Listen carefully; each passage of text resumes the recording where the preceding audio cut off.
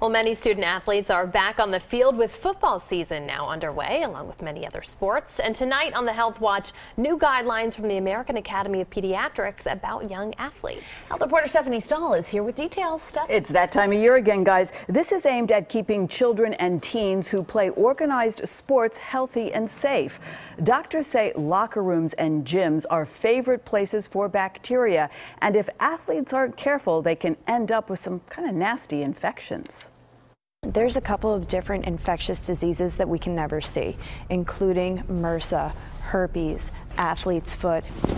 That's why athletic trainer Anise Mixon makes sure that mats and other equipment at this New Jersey high school are always wiped clean.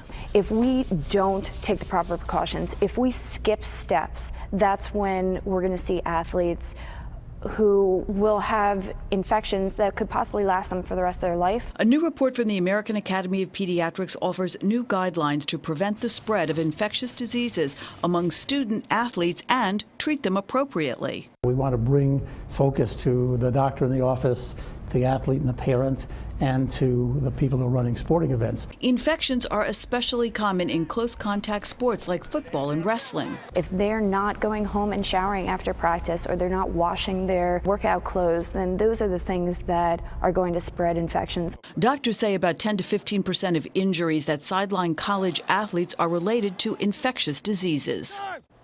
Now, student athletes can also help protect themselves by wiping down equipment before and after every use, and never share personal items like water bottles or towels. The report from the Academy of Pediatrics also says it's important for student athletes to be up to date on their immunizations.